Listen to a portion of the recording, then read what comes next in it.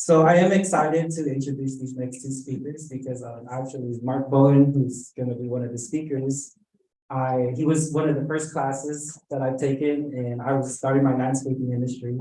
And he was the one that kind of shifted me into going into like the permaculture, the native plant aspect, after reading his book, The Habitat Gardening for Houston. And then it just so happened that I met Louis at a TNLA meeting. And then, right?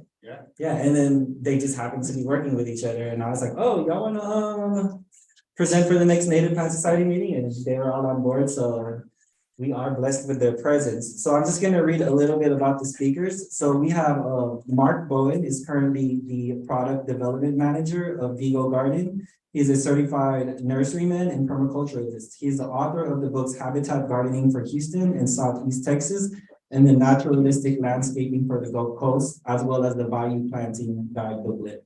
And Luis Chamorro is currently the sales and marketing manager for Heirloom Soils. He is passionate about presenting topics with a humor twist, and he likes to read Mark Bowen's books. So ladies and gentlemen, for ado, let's give a hand for Mark Bowen and Luis Chamorro. Thank you. Thank you.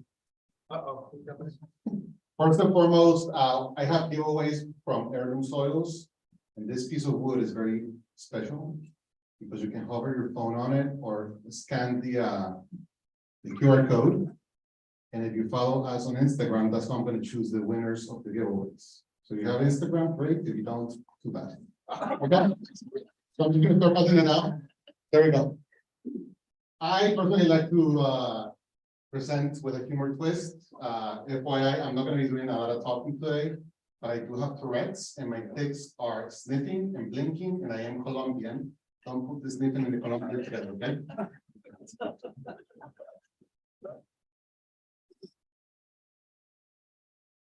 Before I forget, I've also brought some giveaways. I have 5 of my books, Habitat Gardening for Houston, Southeast Texas, which is from '97, my first book. It's all the plants in there are all Southeast Texas natives. And I also have 2 of the naturalistic landscaping for the Gulf Coast. And this is all about like landscaping with natives and other like nearly native, well-adapted plants, companion plants. And then we brought a mug from my current employer, Vigo Garden. And I brought one of these little small garden beds. They say it's $189 retail value. Anyway, there's a nice little garden bed. So another giveaway. Very good. Okay, well, I'll get started. It's going to be somewhere between, I've been a little burned out on PowerPoint lately. So it's going to be somewhere between a show and tell. I used to love that in 2nd, 3rd grade, right? And like a dog and, anybody old enough to remember the dog and pony shows? Well, it's going to be somewhere between a show and tell. Dog and pony show. So I'm going to be kind of like the dog that just won't stop digging. As I grew up that way, right? Just digging, digging, digging. And then Luis is he's our show pony. Yes. And so he's very funny, very fancy, and he makes it fun. So, and he's the guy that I can get pretty geeky and get in the weeds and stuck in the weeds, and sometimes don't see the forest for the trees. And then Luis, we work together at 2 different companies, you know, soil manufacturing companies, and had a lot of different products. And he's the guy more than anybody I've ever run across that is able to make gardening and all these kind of things easy to understand for people. Very exciting, very fun, and it gets a lot of people interested. And so I'm always really happy to know him. And so I'm going to be doing some of the geeky stuff, and he's going to be adding some of the color commentary. And or if I get too stuck in the weeds, then he's going to help me. But we're going to start with the show and tell part, which I love because I'm going to test his memory. He's trying to do the thing from Suits where you like have that memorize the whole Constitution or whatever, right? So he looked at it, and now we're going to see how well he remembered. Okay. Anybody here watch Suits? Yeah. Well, that comment was the guy can look at a book or a place and he'll remember it right away, right? So he just threw that down. And so now we're going to see how well he does. And sorry, we're a little unusual, maybe, but in some ways, but we hope we'll entertain you a little bit.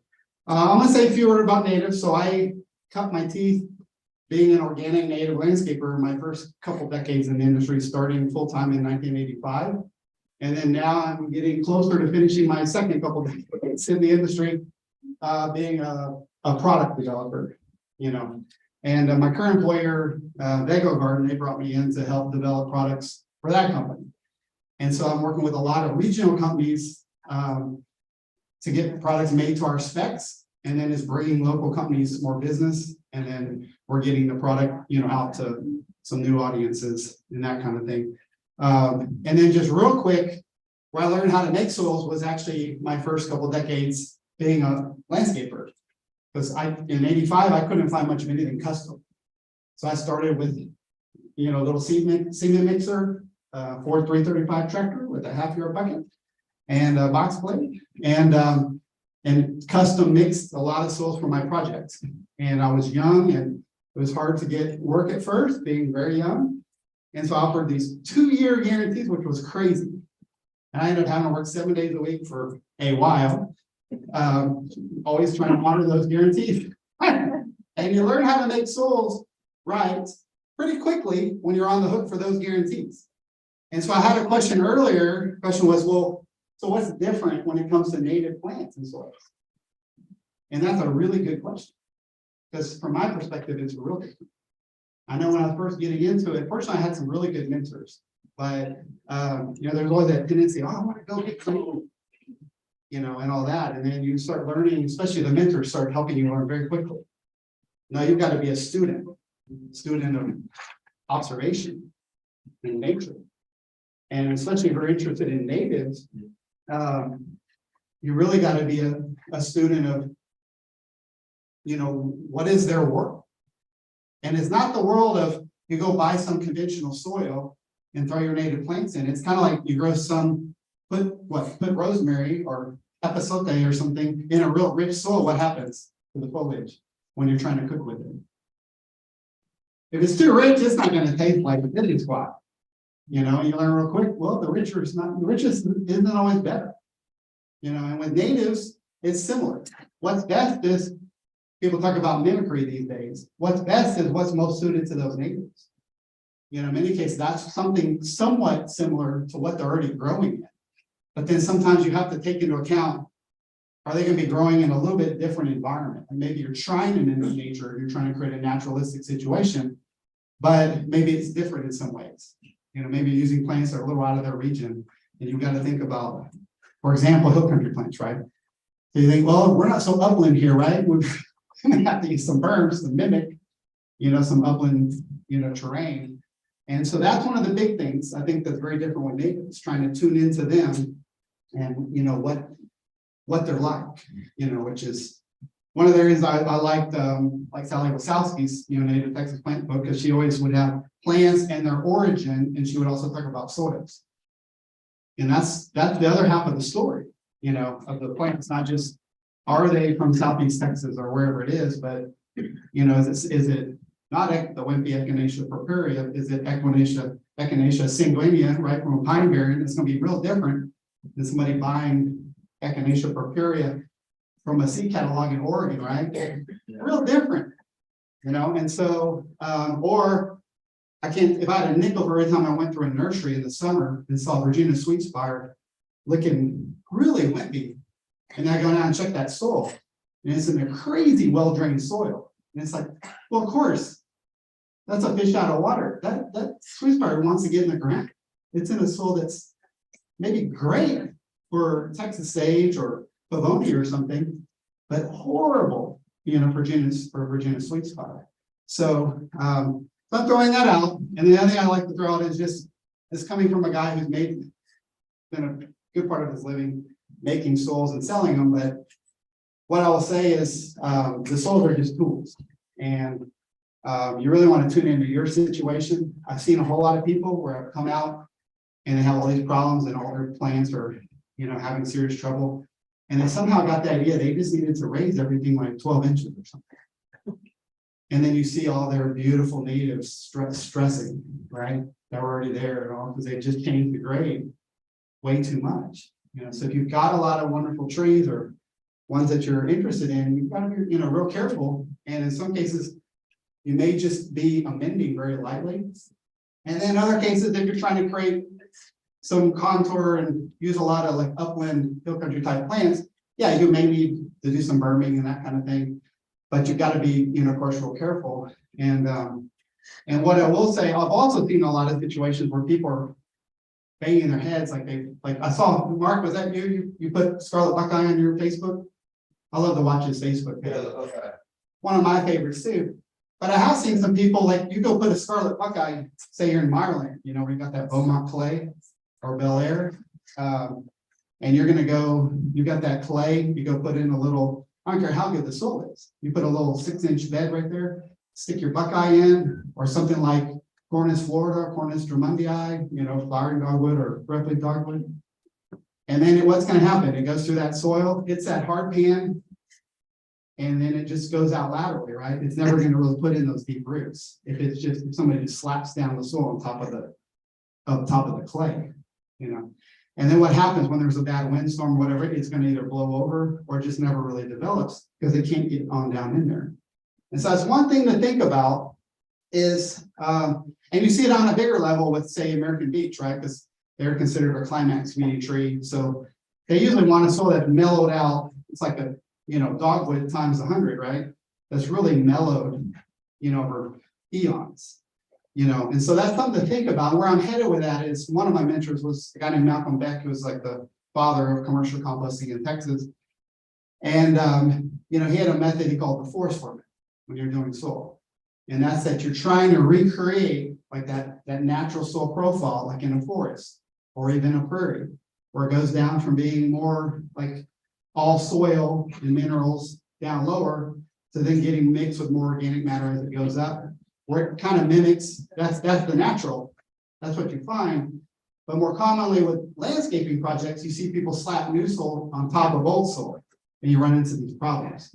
And so I would just think about it and the kind of plants you're using. There's a place for just going on top, of course, especially for real shallow rooted stuff, or if you just don't really have any other option. It's a bigger deal if there's hard pan clay into there than it is if it's loam or sand. But another method would be, say you're going to do a berm that's 8 inches tall. A simple method would be to blend in at least the first half with the subsoil. So if you're going to do 8 inches, take that first 4 inches, blend it down into the native soil 4 inches, if that soil's okay, even if it's clay, and then add the next 4 inches on top. You're at least doing some version of layering or forest flooring, and then keep in mind when you hear about clay, and like a lot of people say, oh, it's a terrible soil, it's clay. Well, not if you're a Crinum americanum or a bald cypress, right? It's not necessarily terrible, but a lot of people have this thing of, well, it's supposed to make a ball, right? And it's supposed to crumble. That's if you're growing wimpy plants. You're growing domesticated hybrid vegetables. You're growing, what are those horrendous encore azaleas? Are these ones that are not native, that are, that are wimpy and all? Yeah, you need that so-called textbook perfect soil, but natives, they're the perfect example of if you've got a bunch of lemons, right? Make lemonade.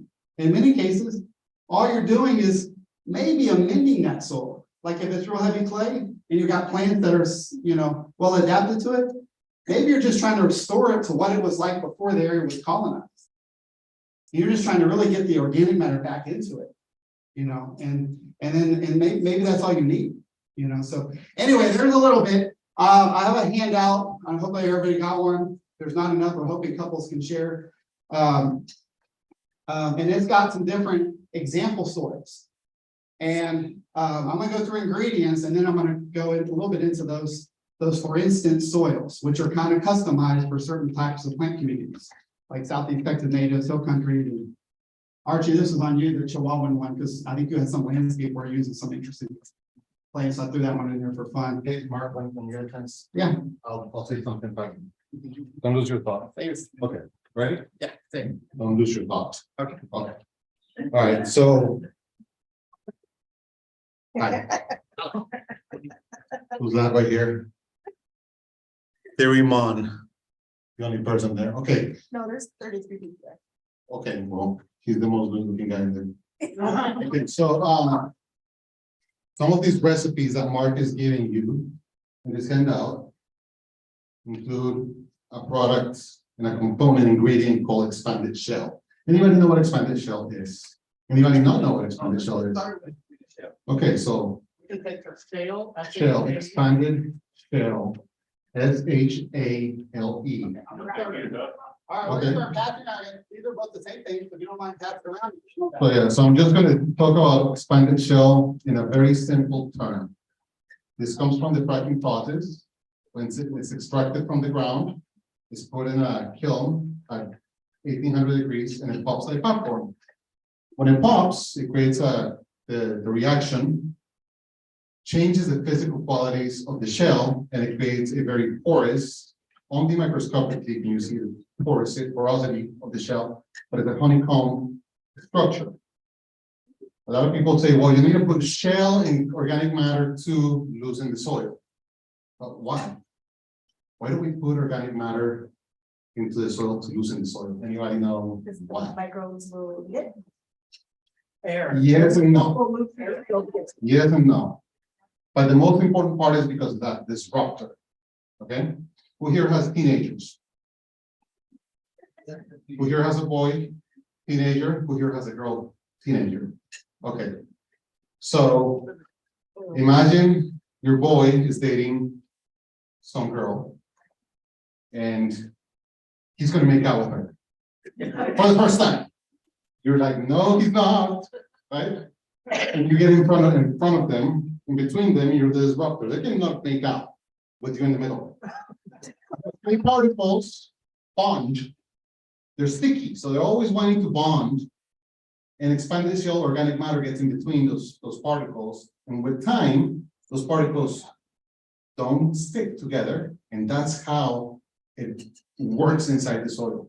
That's why it loosens the environment. And that's why every single recipe here is going to have expanded shell and organic matter. Yes.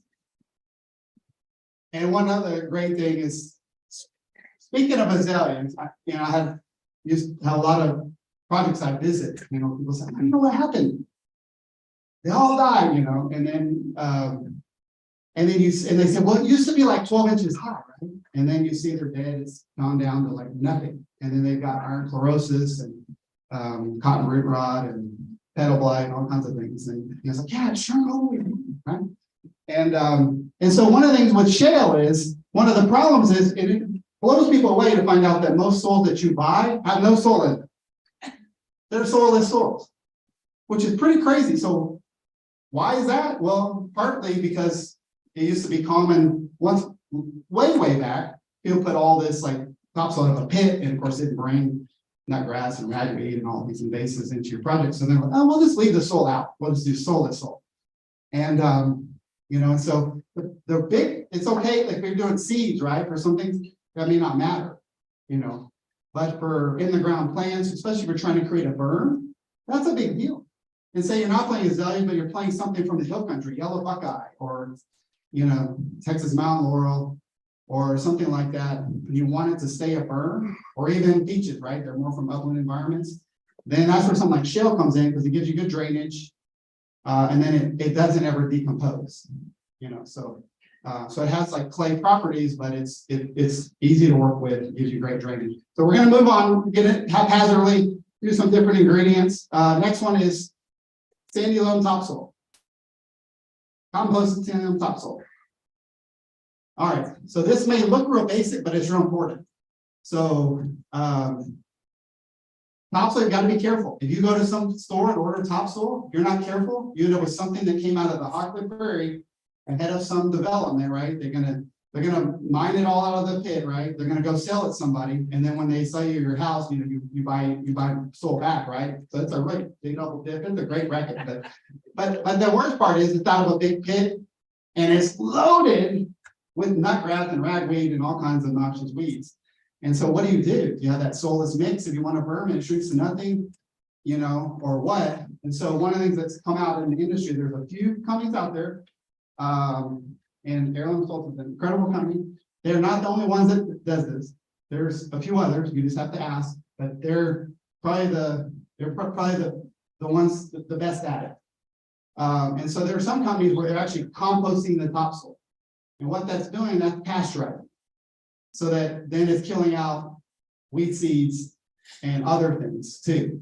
And so some of them is part of their whole recycling, like in their case, they recycle something we call dirty mulch when they get product that, when I was cutting my teeth, it all get burned to the landfills, right? So a lot of that, when they clear land, comes into these companies like Heirloom Soils, and they grind it up. The stuff that's cleaner goes into being like native hardwood mulch.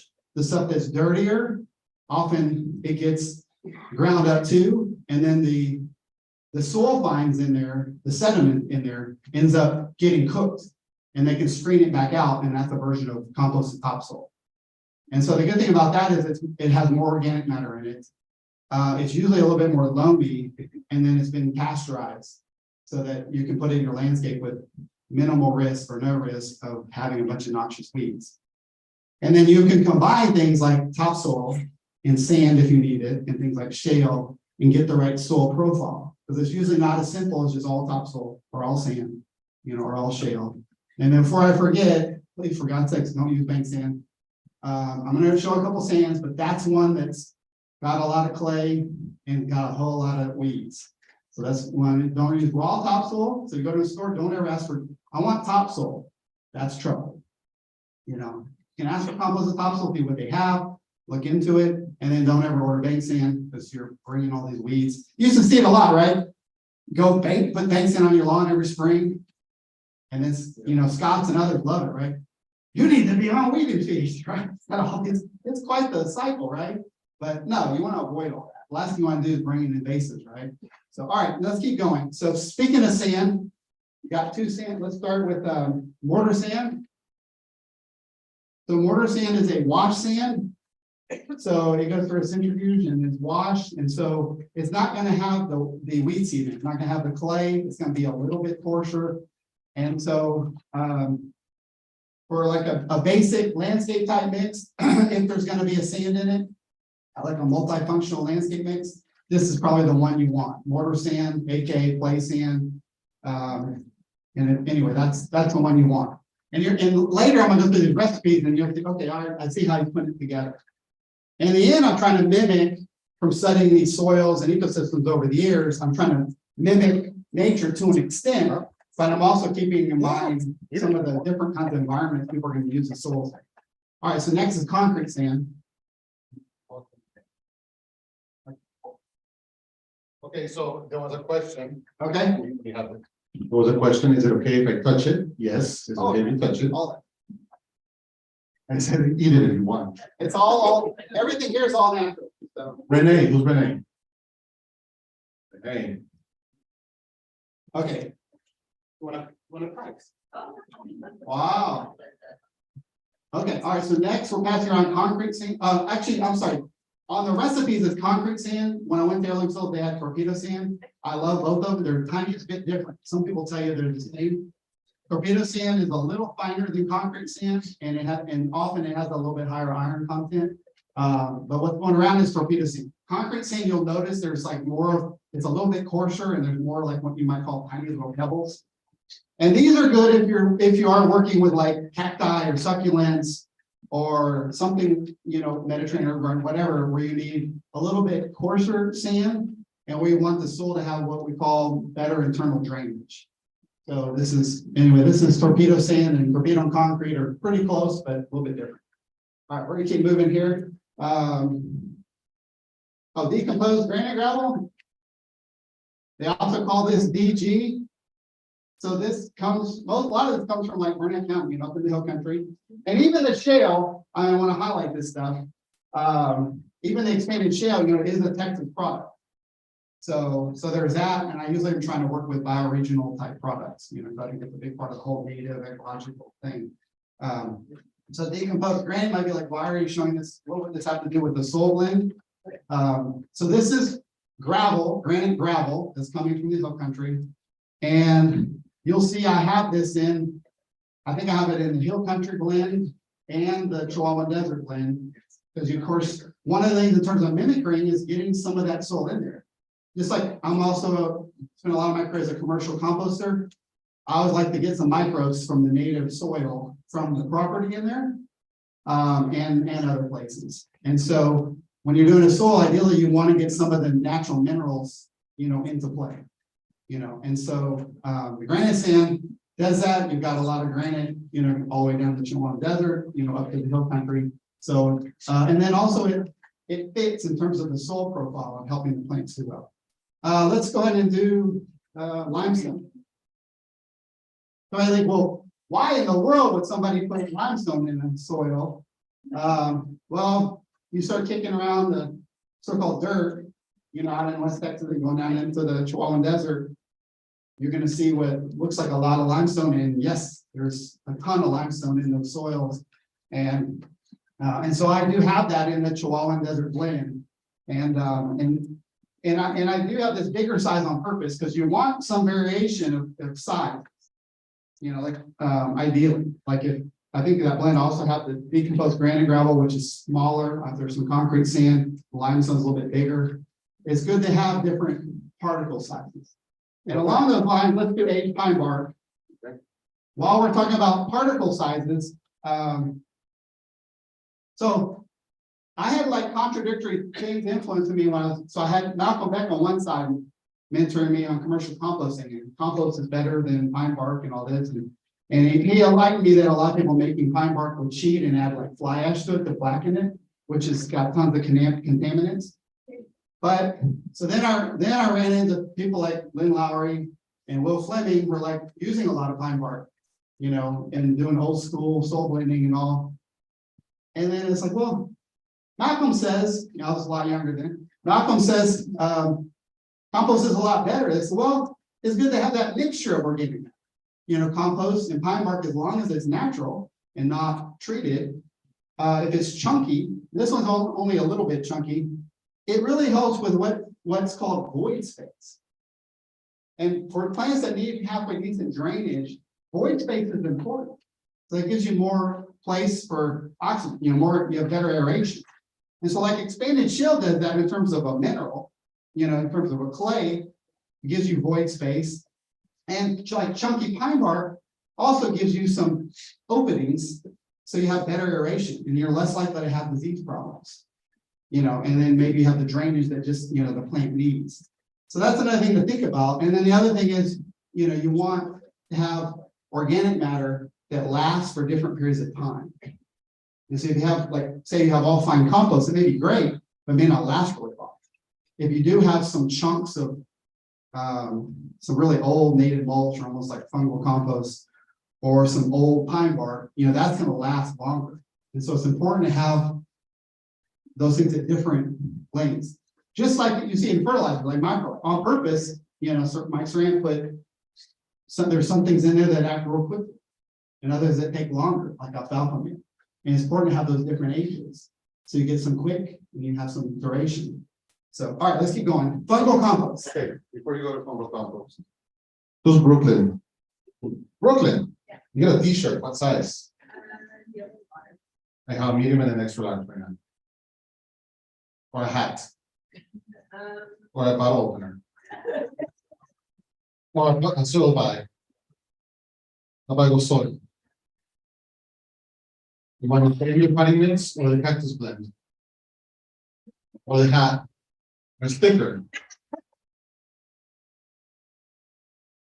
Okay, think about it.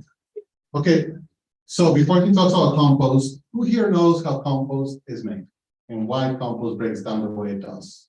Bacteria. There we go. Because you're walking into his world here. You're walking into my world, okay? So I want you guys to please. Who here was a party animal in college? If you're old, raise your hand and yeah, okay. Party animals in college. You're gonna relate to this one. Do you remember that time? There's no children. Do you remember that time when you were at a frat party or a sorority party and it was a very small room? Somebody said yes. Yeah. Do you remember how many people were in that party? Oh. Do you remember how hot that room was? Okay, think about compost this way. Microbes are in a big party in some college. I hear San Marcos, what is that? Texas State, like a party school, right? Yeah, there you go. So all these microbes are in this room, and the room is closed. And as you know, microbes multiply on their own. At their party, and they're partying, and it gets really hot, and it gets really hot, and then you start feeding them, and everybody's eating, and everybody's pooping at the same time, and everybody's dancing and going at it. And it generates a lot of heat, right? So when you look at compost pile in the fall, in the winter, early spring, when the temperatures are around fifties, below 50, Sir, you enabled this. I asked you a question. you see steam coming out of this compost pile. So when you walk into a composting facility next time, and you see the steam coming out of this compost pile, the only thing you're gonna think about is college party. Because that's what the microbes are doing in that pile nonstop 24/7 until the end of time. And you Compost. think about this guy, yeah. Fungal compost, all right, so moving on. Wait, no. Well, okay, it is, it's just not screened. All right, yeah, all right, so. One of my habitat gardening books goes to whoever give me the closest answer, what the heck is fungal compost? What's with my horizon? Close. But well, like, what is it? What is it? What makes, what do we use to make it? Okay, you got it. You got it. Oh. You got it. That was right on. So it seems weird. But so fungal compost and the micro was close. So I think it's close enough. All right. Okay, so yeah, and yes. So the fungal compost is, a lot of people know, well, it all comes down to what it is. Like a lot of compost is what they call MSW compost. It's like municipal solid waste, everything just gets thrown in. I'm a weirdo composter, so I like to use like chitin from like seafood to make one that has a fungi that kills nematodes, right? You know, or green compost that kills certain pathogens, or, you know, we study more and more and we learn more and more. And so fungal compost is really just like old mulch. Like take native mulch and just age it further, longer, and it starts to become dominated by fungal organisms. And then we've also learned that if you're going to say do a green belt or restore a forest or something, a lot of those woodies prefer a fungal dominated soil. So I'm going to use a compost for a forest, you know, reforestation project. I'm going to probably put mostly fungal compost. And then there's like leaf mold compost, which tends to be more bacterial dominated, the way it's usually made. And then that's better for like pioneers, like if turf grass, flowers, vegetables, so-called pioneers. And so it's different. And so anyway, fungal compost is great though, something good to know about. And Heirloom Soils has a great one. This is like a coarse one. So if you want more void space, it just looks like old mulch, right? Or they can screen it fine if you want to have more action quicker. And what you'll find is fungal compost also like really loaded with a certain microbe called trichoderma, which is pretty cool because you can make a tea out of it, and it happens to kill Rhizoctonia salami, which is otherwise known as brown patch.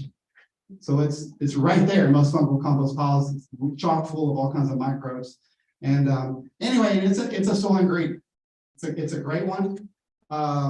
It's not real high nitrogen, right? It's a little bit higher carbon. Anytime you use something like was once a mulch or something like that, you want it to be composted. Where people have the big problems with mulch, like in the soil, is if it's like raw, and then it has way too much carbon for nitrogen, called the carbon nitrogen ratio. And the problem with raw mulch is when microbes break down carbon, they consume nitrogen.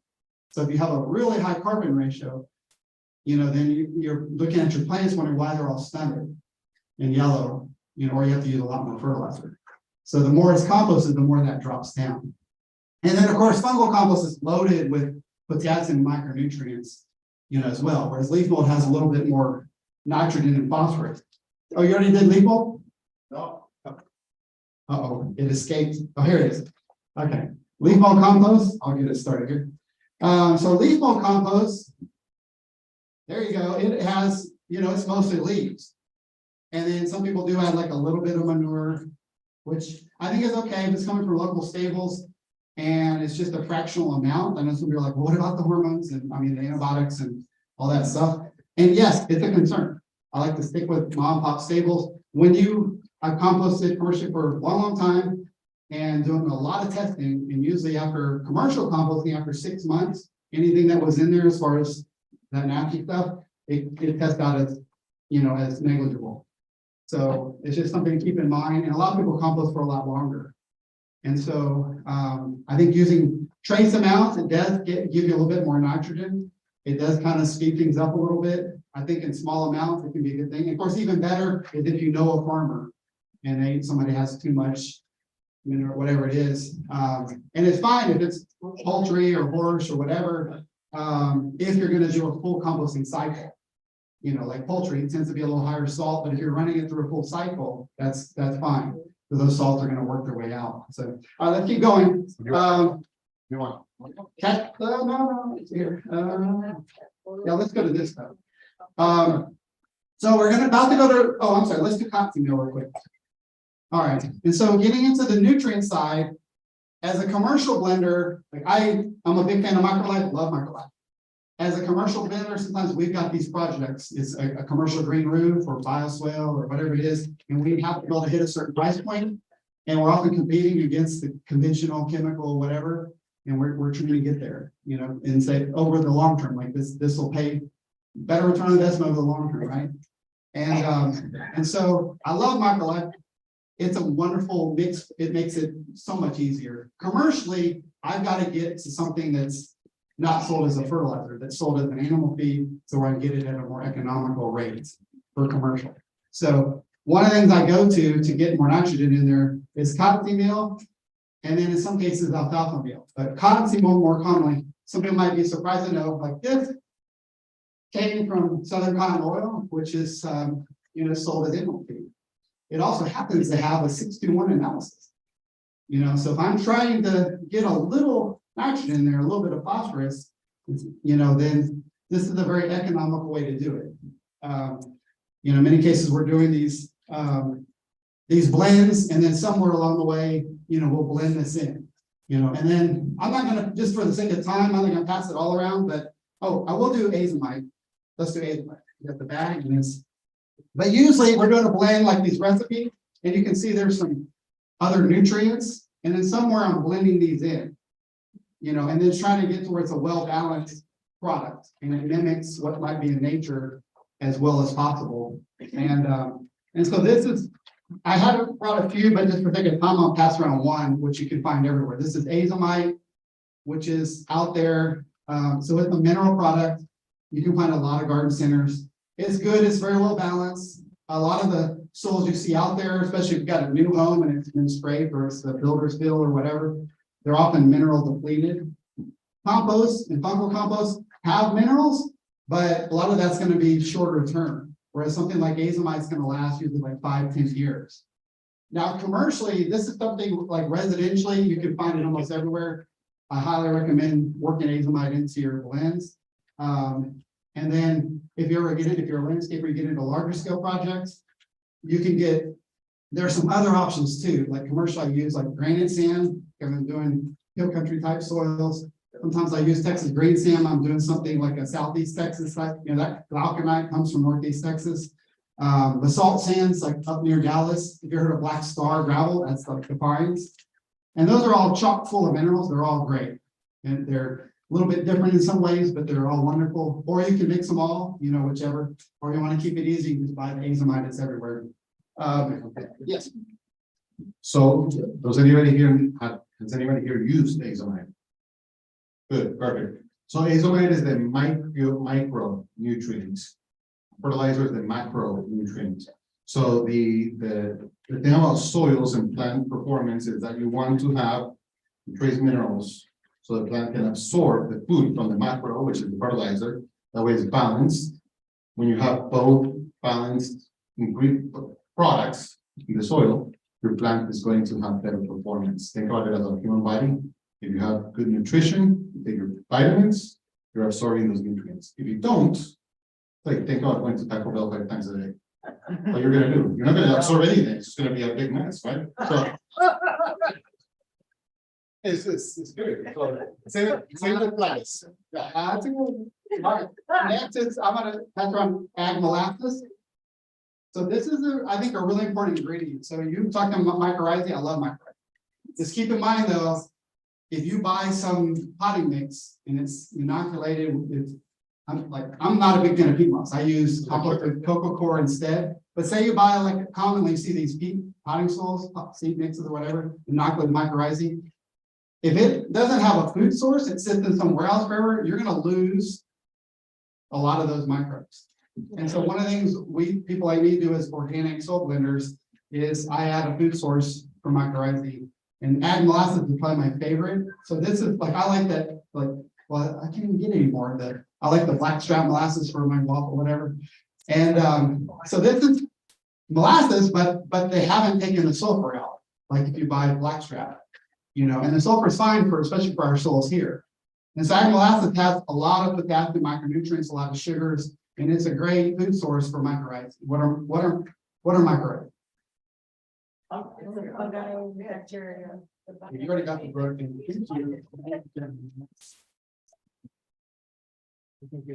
I noticed you at first. Yeah.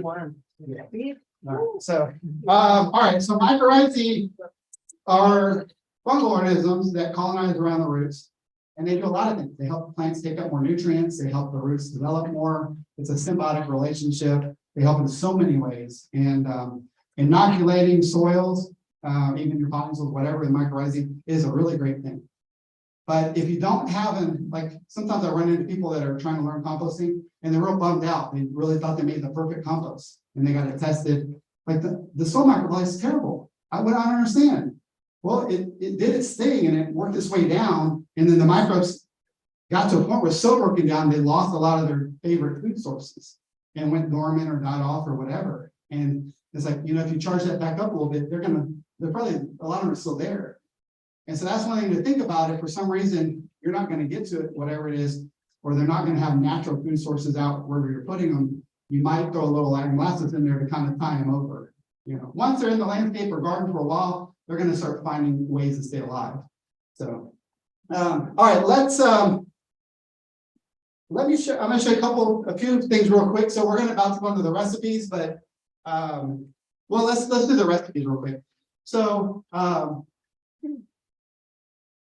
so these were, so after many years of making soils, I have no idea how many different ones. I mean, people come to me all the time, they want all kinds of everything, you know. And so these were kind of more off the top of my head, but one of them, where did you go? You had some project where you were using some, was it cacti or yuccas or something, right? No, it was my house that was my second word, and they wanted to put the chihuahua in this and the type. Okay, and that's why this one is a non-review. Yeah, okay. So you asked about it. So, and then I did that all the time. And people come to me for all kinds of different things, and there's bags you can buy. I'm gonna show you a few. Like they get kind of close, but if you ever want custom, so I put my buddy Luis here on the spot. I said, well, somebody here says I want one of these. Like he never saw these for tonight, but he's used to it. And used to somebody's gonna call and say, well, I want that.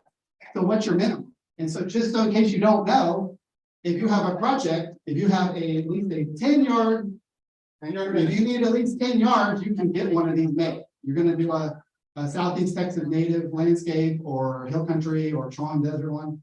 He'll make this up for you. Or you can get with 3 of your buddies, right? And as long as it's delivered to one place. No, so 10 yards because these formulas that this guy comes up with are really crazy. Does anybody know his background? He said it, but we worked together in 2 companies. He's one of the most brilliant minds in soils. He's paid me a hefty amount of money to say that. But the reason why it's 10 yards is because if we mix 10 yards based on these ratios, we're going to get a pretty accurate mix. And we can super sack the 10 yards. And if you wanted to pick up in a pickup truck or a trailer, you can pick up, or we can deliver to multiple places in super sacks, where if we deliver it in bulk, then it's going to have to be multiple trucks. Yes. So reading this, it pretty much is telling me that I don't need, if you have compost and you have soil here, you have a complete. That is the Like if you say your plant palette in Southeast Texas natives. But now we qualify for Southeast. The other one will be for your country, the soil. will be Right, and better. you know, really, if you're using, a lot of the southeast, well, let's just say, the Houston Arboretum would be a great example. If I needed a soil, you know, for this kind of environment, you know, I saw my favorite viburnum reticulum right outside there. You know, or Sweet Spot Beautyberry and Starry, but you know, all that stuff, that, especially the woodies, that's gonna be great. So, especially on the woody side. If you're doing, let's say we have native grass experts here too. If you're doing a total like a prairie, let me know. I'm gonna leave my car somewhere up there. I'll probably tweak it a little bit if you're doing prairie. You know, but that one, I probably should have specified a little bit, but that's probably southeast Texas, like woodland, perfect for that. Okay, and then just to go over a little bit, and then you can always look, so we're not at the same company anymore, but we still collaborate. And like that company is gonna make products for the company I work for now, and we're selling them nationally, actually. So we can still, you can reach out to either one of us and we can make whatever you need. But okay, so let's say right now, I'm not in a business, but I'm a homeowner, That's so what kind of, bag of soil? Or it doesn't have all of this. Right, and so that's a good question. So if you're gonna get one of these custom ones, in most companies, In yards. yeah, I'm on like 6 companies to do product lines for over the years. So most of them in the past, they're like, they want you to be like 30 yards minimum. So at 10 is pretty darn good. But yeah, so you gotta have a little bit of a project or team up with, you know, a couple of people. Or have like a native plant society plant sale and get a super stack and people can buy it by the 5-gallon bucket or something like that. So, you know, sorry, I have great ideas like that. But and then if you don't, then the nice thing is, so you say the Southeast Texas native mix. The good thing is you can't do 10 yards. Well, pass this around, another one. This is a regular made off the rack landscape bed mix they make. And it's close enough to where you're gonna do, I'm always trying to get the 10 on the 10 scale. You're at least getting to like 9. The other ones you're pushing 9, 8, 9, 9, you know. So this is one that's already made and it's not too rich and it actually has soil in there, you know, so not only that shrinks to nothing. So that one has a lot of good humus in it, which is it's more on the fungal side. More like fungal compost. That one does not have leaf mold, but so for woody natives, that's better. So that's one that's pretty basic, but for Southeast Texas natives, it's getting really close to that other one. Yes, ma'am. The stuff in percentages Uh-huh. is the weight. What is the what? What- weight? what is The overall weight? Yeah, because the others have weights, so if I wanted to make So this the- recipe. Oh, I add of the Oh, percentage yes. items. Yeah, and I'm weird that way. Poor Luis is always having to deal with me on that. So the other percentage, like if you're gonna do 10 yards, you're dividing the percentages. That's the major part of it. The other stuff is just that little bit like you're cooking, you know, like I'm putting a dab of this, that, you know, it's just the smaller stuff. So I'm weird that way. The main volume, like none of those others are gonna add up to even the yard. You know, so if say you need 5 yards, you're gonna do percentages, and then the other stuff, you just add the other ones by weight. I could have done a percent, but it would be like 0.012 or something, you know? The best way to put it is, if, for example, in Southeast Texas, what is the recipe for this, for 1 yard? No, It's something, that's a very good question. Is it what? or is it for 10? Is this recipe for 10? I call it 10 yards. 10 yards, okay. So what you do is you take the yardage and then you divide. Oh. You divide 15 pounds divided by the yardage, and then you get your pounds per cubic yard. Yeah, I did it this weird way because I So- didn't want to have that little tiny If, fraction. if anybody here likes to go to Salada and, you know, order salad or the salad bar, you walk in, you're like, that one, this, and that. This is something like that. You can make it like that, but we have to have volume to make it accurate. Yeah. Okay, and then all right, so real quick, a lot of things we went over, so you can see that blend. And that's intended to kind of, so you'll see there's not like a lot of expanded shell, because you know, look at this area around here, there's not like a lot of like rock, right? But we do have clay. And so expanded shell, just that little bit is supposed to kind of mimic some of the clay, but it drains better. So whereas you see that it's like expanded shell, the coarse sand and the rock percentage goes up with the other one. And like the Chihuahua one, there's a whole lot less organic matter because that's what you see out there. But all these have maybe a little bit more organic matter than what you find in nature, is because that gives you a little bit better chance of success. And especially you're kind of mixing and matching a little bit. Now, the other thing I'll say is here you go, Russell. You ready? Sure. Or I can. Who's better?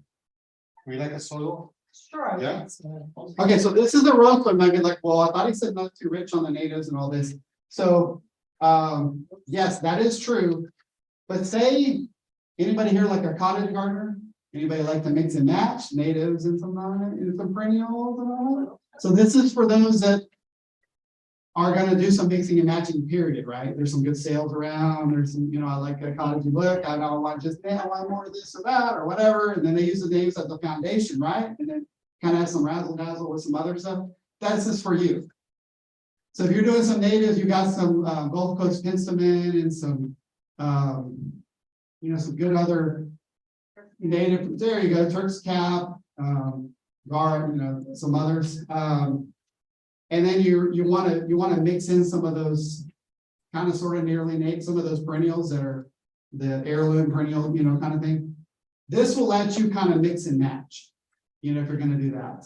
So I wouldn't do like this whole serious like forest out of something like rose soil. But if you're doing like a perennial bed and you're doing some natives and you're rounding it out with some perennials, something like a good rose soil could be good for that.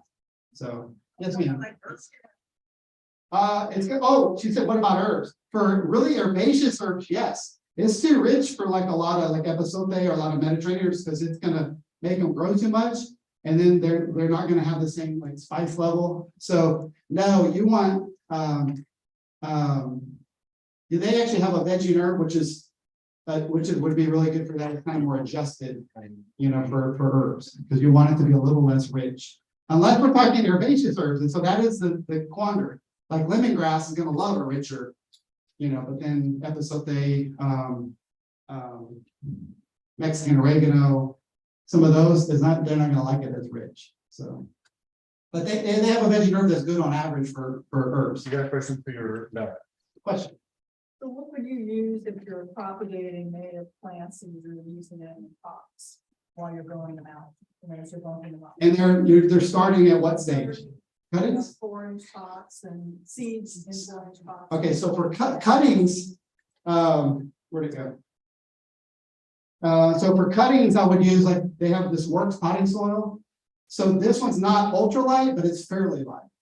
And this one has some compost. It also has some composted cocoa coir, has some mycorrhizae. You can check it out. It's got 14 ingredients. Yeah, and so it has perlite. So this one's like fairly light, but not ultralight. And then so that's fine for cuttings. And then if you're like me and you're not real about peat moss, this is kind of the alternative to peat moss because it's over here. Yeah, it's over here. You can find it. I know you can. So composted cocoa coir, the way they still follow my recipe on it, where we compost it down, add ag molasses and mycorrhizae to it. So it's like the peat moss alternative. The old school way is just 60-40, 60 composted cocoa coir, 40 perlite, semi-coarse perlite. And then if you want to add a few other little things, you can. Just be careful not to overdo it. That's a pretty that's a good starting point. Try that and then maybe tweak it a little bit over time. That's gonna be real light. Yes, sir. Yes, ma'am. This year with all the drought and everything, I lost a lot of shrubbery to the front. And so I'm trying to let that compost down and I'm just letting it sit at the moment. Do you recommend just letting it sit on the top or do you recommend turning it under and letting it decompose? Tell me again what stage it's at? So you have more to go on the bottom and less on the top? That's right now, it's just sitting on top. All the shrubs are cut down and the leaves fell off and it's there in the flower bed and I'm wanting it to compost, but do you recommend leaving it on top and letting it just happen naturally or do you recommend turning it under and letting it? Okay, and then we're just talking about leaves, right? Okay, how thick are the leaves? They're the holly.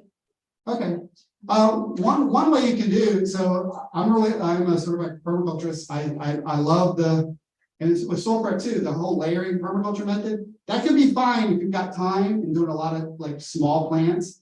But if you're doing bigger stuff, then you may want to prep the soil, which is a one-time prep, I think is fine. I'm very much into no-till long-term, but sometimes you have to kind of fix it the first time.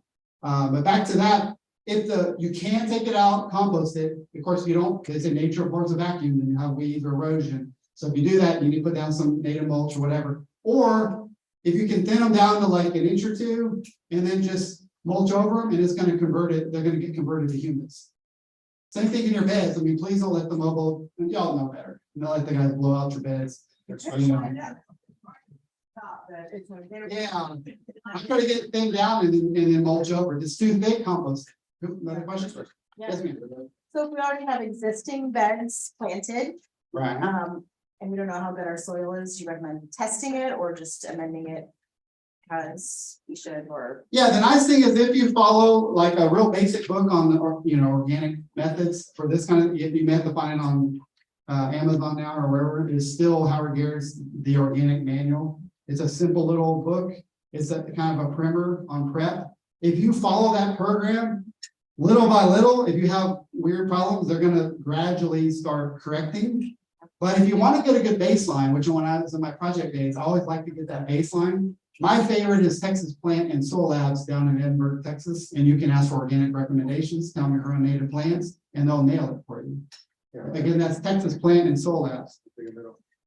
On the two answers, my answers to your question and your question, do you apply sunscreen ever?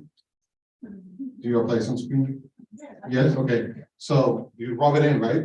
Like, yeah, if you just put it on and use that, leave it there, you're starting the little thing on sunscreen. Work it in the first time, work it in the first time. Same thing. And for you, how long has that soil been there? since I bought the And what house, have you done with it? No. And how long have you buy the house? 2 years. Yeah, is it a new construction? No, 50-year-old house. and 50-year-old house? Previous one probably didn't. Does the soil look good? No? No, it's clay, it's hard. Okay, so add compost, add isomite, and then Compost. work it in, and then you got a solution. Okay. And I think we have the time. Step by step. Okay, Okay, our, a question from Zoom. Few more questions? okay, okay.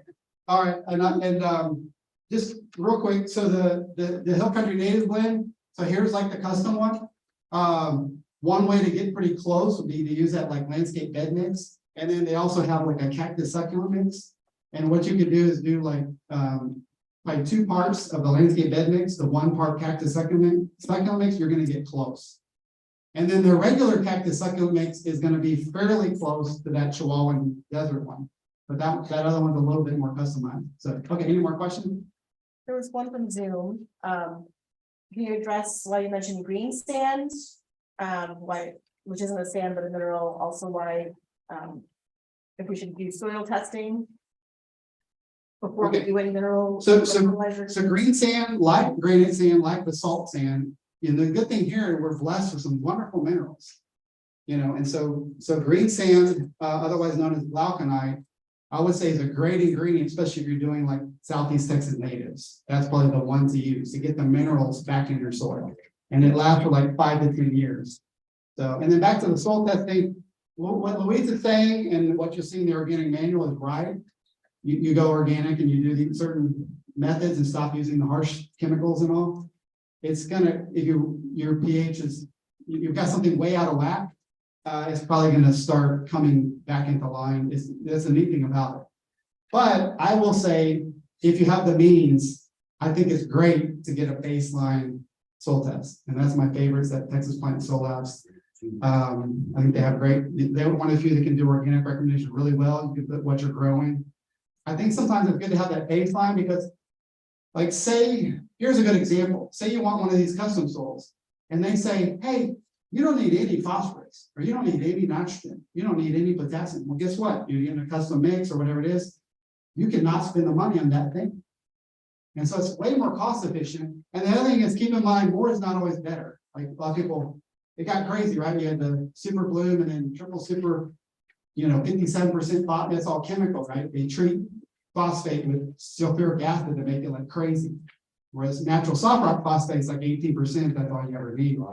But when you put like a lot of phosphorus, you tie up iron.